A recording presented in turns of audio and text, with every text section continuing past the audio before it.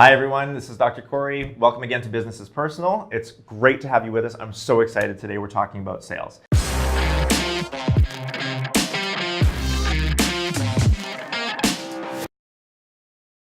If you wouldn't mind, Spencer, Michelle, take a minute and introduce yourselves and let us know what you bring to the table today. Michelle? Great. My name is Michelle Strydom and I'm the CEO of the SMG Group, and we help our clients increase shareholder value by taking away their sales pain, by giving them skills and knowledge and tools to close more clients and to get better at what they do. Brilliant. Spencer? I'm the CEO of a company called the Blue Sky Thinking Group, which I don't run because I don't enjoy it. And I teach people to sell. So I spend most of my time going around this city, helping people understand how to sell. And I built an e-learning platform so that people could do it remotely. And as they're staring at their phones all the time, they might as well stare at it and learn my stuff. Yeah, very good. Brilliant. Thank you so much for being with me. Look, so many CEOs that I talk to these days are trying to figure out how to improve sales. Let's start at the top, okay? So we talk to CEOs, they're under pressure from their boards, they have arbitrary end of the year targets they have to hit. They're trying to drive sales, but we don't want CEOs to be micromanaging their sales teams. So how does a CEO actually determine whether or not sales pressure is a team dynamic issue or a market issue? Where do you start? Michelle, take it away. Thank you, Spencer. Well, first of all, we all know that the market is competitive. It's very price sensitive. No matter what service or industry you're in, you're going to feel that pressure, Corrie, without a doubt. So if you look at your team and you're not happy as a CEO because they're not performing, then you've got to say, well, who have I got in that team to start with? What is their sales ability? What are they doing to stand out and be different to improve sales success? And as a CEO, you need to endorse and be visible yourself to support that sales process that's in place. So how much time do you think CEOs should spend themselves in sales? Well, sales is the lifeblood of an organization. So if a CEO's got a sales mentality, that is a great thing. And having a sales mentality means you should lead from the front. So you should spend, I'm not saying 100%, but a big chunk of your time with your team to not only inspire, mentor, and guide them, to believe that they can deliver. Brilliant. Spencer, do you agree? Partially yes and partially no. I think the biggest problem I find in the companies that I work with is the problem starts with whoever is at the top, and that's the CEO. And there's this way of projecting the problem onto others when at the end of the day the buck stops with them. Right. So a lot of the times the problem is what the CEO is doing, okay, but not looking in the mirror himself to identify what he could do better himself. Yeah. Secondly, look, the reality is that sales is, as I say, is the orphanage of industry. You can get a job in sales, can't you?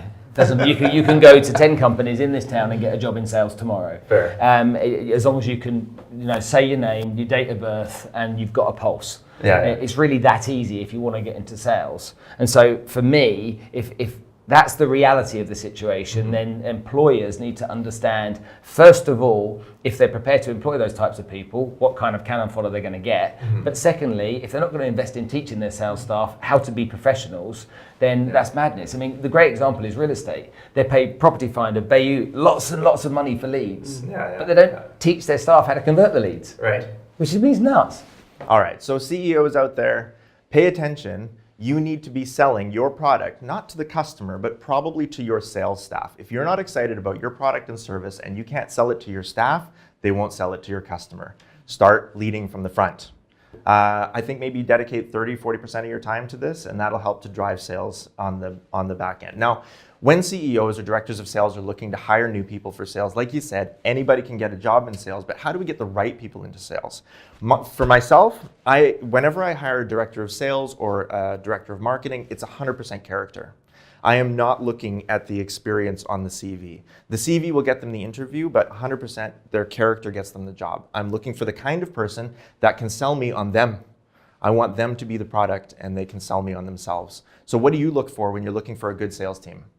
Okay, so first things first, at a recruitment stage, first of all, CVs are looked at for an average of 8 seconds. So let's chuck that in the bin. Okay, so I agree with you there. It's so true, right? It is, yeah, waste of time, absolute waste of time. We've talked about this before. We're in a post-CV society now. Yeah. So CV is like a red top newspaper. No, what's true in it and what's sensationalized? Right, exactly. So that's the first thing. Second thing that I think is a big issue is that when it comes to an interview, That's the best delivery someone's going to have at an opportunity to get a job, that they're selling themselves the best they can. And I think that a lot of people think they're a good judge of character.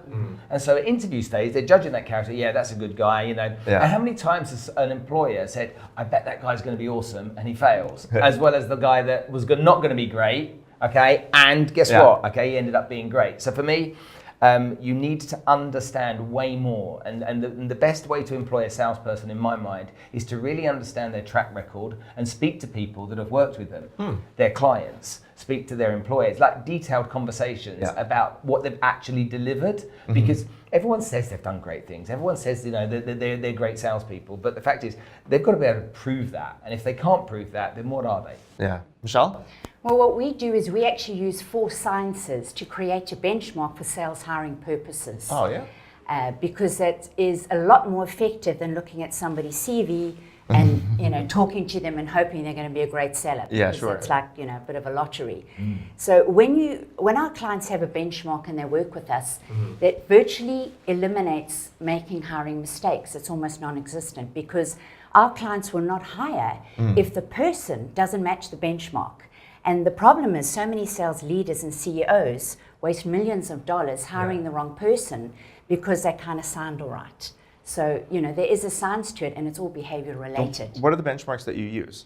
So we look at personality styles, we look at your value system, what motivates you, we look at your attributes, and more importantly, your emotional intelligence, because that's the #1 predictor of an individual's success, especially in selling. It can be a game changer. Sure. Do you agree? Emotional intelligence? Massive, yeah. When you consider how much companies spend on recruitment, of course. you know, staff retention issues they have. You recruit 2 people, you lose one of them. You spend twice as much on recruiting that person. No, that's right. It's massive, the amount of money that's being spent, like crazy money being spent. And I would say in lots of companies, it's their biggest cost if they want to grow their sales team, and they don't know how to do it properly. Yeah. And the thing is, Spencer, they have a revolving door of hiring someone. They don't stay long. So when you've got this recurring people coming in and out, there's no stability. The CEO's upset. No one's actually achieving the results they need to. And it's expensive, because especially in the country we're in, it costs a lot of money to recruit. It's your time, it's your energy. So yeah, you've got to get it right. Yeah, brilliant. One of the other important things to remember is if a business has created a culture of success within it, bringing salespeople into an environment that's a successful environment can help to lift their performance. Yeah, sure. And with that revolving door you spoke about, often that culture of success doesn't exist. Yeah. You know, there's lots of negativity and cynicism within the environment, and that just impacts upon everyone's deliverables. Okay, so we have psychological profiling coming in, and psychological processes for governing the way things are operating in the sales team. Positivity, optimism, extremely important, right? But also we have psychometrics that can tell whether or not somebody's going to be a good salesman. Something like emotional intelligence, intrinsic versus extrinsic motivation, things like that. Those are the real core things. So if you're talking to a recruiter right now who's bringing on salespeople, give them 1 or 2 tools that they can use. What are the big ones?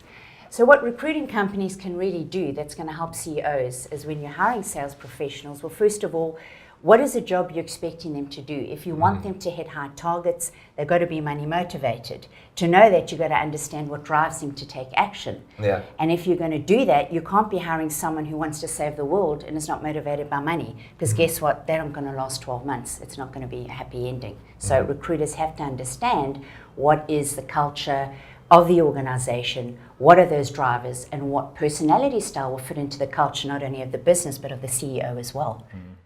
Okay, so most performance these days is not driven by carrots and sticks. As a matter of fact, I've found that if you treat people like donkeys, they'll behave like donkeys. Most great performance is driven intrinsically now. So how do we find that kind of intrinsic motivation in our sales staff? Okay, so let's first of all just go back a sec, because we spoke about recruitment. I have an issue with recruiters. Okay. So I think that recruiters need to be trained how to be professional recruiters, and because they're motivated to put people in a job, and they get paid to put people in a job, their remuneration doesn't always correlate with the employer. Internal recruiters, I find, exactly the same. They seem to be incentivized for getting the person through the threshold rather than actually being put on a salary and being developed themselves. So that for me is always a big issue in getting the right people. In terms of motivation, the problem with lots of companies is they establish targets for people.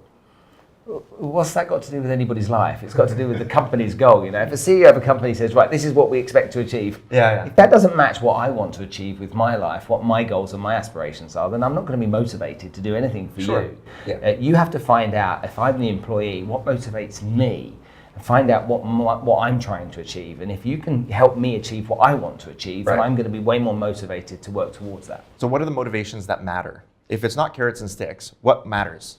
What matters is that the carrot and sticks days are over, in my opinion. Because if I'm working for you as my sales director and I don't believe you care for me, and you are leading me with a heart of empathy and support, which a lot of people struggle to do, you're not going to motivate me to turn up and be my best. That's right. So it's so important to understand the people you're with, what drives them, what makes them tick, because everyone's different, everyone's character is different. So what appeals to me might not appeal to you, but if I know that you care, the loyalty and trust is built up, and then the performance will naturally increase. Exactly right. Exactly right. I've said it a number of times. I think the most profitable currency in business is oxytocin. And the more that managers, leaders, CEOs can build that sense of trust and empowerment with their sales team, the more the sales team is going to be intrinsically aligned to perform for the sake of the community that they're participating in, and not just for the bonus check at the end of the year or the bonus check at the end of the quarter. Significance, recognition, these kind of things matter enormously to people. Yeah, that's right. You sometimes just have to say thank you to somebody and watch A bit their of face praise. beam. Absolutely. Okay, they literally, what does it cost you? Yeah, nothing. And I think on the other side too, when sales staff are not just dealing with their internal teams, oxytocin is important, but also oxytocin in the building of relationships with clients, consumers. So when we talk about sales, we generally talk about like short cycle sales like retail, mid cycle sales like property, and then long cycle sales like construction and projects. Okay, so how important do you think it is for salespeople to build that trust relationship with consumers and clients and their market? Well, for my side, certainly, Corrie, the first thing a client is going to ask themselves when they first meet you as a sales profession is number one, and research has told us this, is can I trust you? Number one, and then can I respect you? Yeah. And a lot of sales professionals don't know that. So in my sales career of over 20 years, I've had a short sales cycle of 2 weeks to 3 years. Wow. So no matter how long that sales cycle is, you are working with that client with the goal of closing them and getting that deal. Sure. But the trust is a key factor, and you've got to establish that. That's the number one goal when you start off. Spencer? Well, it's common sense, isn't it, when you think about it? You've got to trust whoever you're buying from. With a lawyer, do you need to like them? No, you need to respect that they know the job better than anybody else. So right. From that perspective. But I think that understanding how to create trust. So many people in the olden days, you're 20 years, I'm 30 years in sales. Yeah. It was go and find the prospect, then convert the prospect into a client, and then add lots of value. Yeah, that's right. All right. So if you start off with a meeting, a proposal, and the proposal, a sale, and then value. Nowadays, that value has to be there first. Yeah. So you need to bring massive amounts of value. And the reason is that people don't want to be sold anymore, they want to buy. Yeah. So they're going to buy from who they trust, as you've said there. Yeah, that's right. And the value will create that trust. So it's that value and it's rapport. Yeah, that's right. Look, no business has ever made a deal with another business ever in the history of man. It's always one representative of a community of people talking to another representative of a community of people, building that kind of trust. And that trust is something that as humans, we've been building for the last 70,000 years. We've had to be able to figure out who it is on the planet that we can trust to provide for and protect our families while we're providing for and protecting their families. So we have great internal mechanisms for building trust. How do we tap into those? How do we tap into those psychological mechanisms for building trust? So we've got to think about two important things here, because there's two types of sales. There's the online and the offline sale. So how do you create trust if you're not actually having the chance to touch skin? Right. Okay, that's a really important thing to understand. And then there's obviously the analog version, which is the touching skin. With everybody, if you remember that your focus is on what's important to them rather than what's important to you. I mean, this is where salespeople get it wrong time and time again. Yeah. What can I make out of you? Yeah, right. How much money can I earn? What bonus can I get on the basis of what I do with you? Rather than genuinely, like you would try and advise one of your kids, genuinely caring about their situation and understanding what their problem is and finding a way to create a solution for their problem with no other agenda. then as far as I'm concerned, you put yourself in a really strong position to always have that client leaning towards you. The online side of things is where it gets more and more fascinating, because salespeople in many businesses are a dying breed, and they're even good salespeople. Because people are purchasing stuff online. You know, I have real estate brokers here in Dubai that say the following: you'll always need people, okay? And I'm like, well, what about virtual reality? Okay, we used to have photocopies of a house with some details on. Then it got to color. Then it got to digital. Then it got to video. And now it's going to VR. 15 years ago, when I first moved here, bought 2 off-plan properties in London online without any agent. People have to understand that technology is there, and if it exists, then lean into it. Okay, and work out how to get it to work in your advantage. One of my former guests on the podcast, Ayman Ashkar, he is developed an AI that writes property listings. So we don't actually even need humans to write the property listings that people are looking at in order to buy the properties anymore. So that's awesome. I know, it's amazing technology, but what do we do with sales, right? Do we actually need to touch skin anymore? Is that now becoming outdated? Is the human-on-human contact part of sales outdated? Well, to me, you cannot replace face-to-face relationship building. Whatever AI and whatever online, you know, it's a different experience from a sales perspective. At the end of the day, every customer or client that you're trying to sell to and convert has got a different character. So if you're not becoming their emotional twin, people buy from people they like.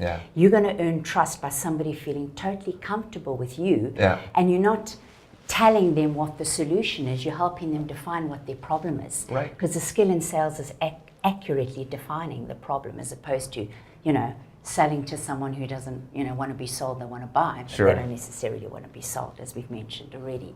But to me, building that rapport face to face, there's nothing more powerful, because at the end of the day, sales is all about relationships. For sure. Okay, so we've all seen Glengarry Glen Ross. We've all read Dale Carnegie's book. Do we go back to basics, and is it just as simple as smile, remember people's names, treat them correctly? Or do we have more tools in the toolbox now for sales who are actually trying to make that oxytocin connection with their clients? And I disagree completely with what you just said. Well, that's fine. Okay, and the reason I disagree is that I'm almost 50, and that's what I was taught, because the tools that exist today didn't exist then. That's right. My daughter is 19 years old. Her decision to make a purchase, for whatever it is that she decides to purchase, won't be the same as my decision to make the same purchase 30 years ago. The behavior is changing, the consumer behavior is changing, and you need to lean into understanding that. And this whole touch-in-skin thing, great. You know, I love the touch-in-skin thing because that's the world I come from. But if you stay focused on that, then you'll misunderstand what's going on in reality today. We do things on that. We buy stuff on our phone nowadays that we would never have considered years ago. You know, I remember when internet banking came out, and I'm like, they'll never catch on. That's ridiculous. You know, what a stupid idea. Who's going to trust that? You know, but all of these advances in technology mean that there's less and less requirement, less and less need or desire for a consumer to want to have any exposure to somebody selling them something. Because what's the feeling towards salespeople around the world? Oh, you're the devil.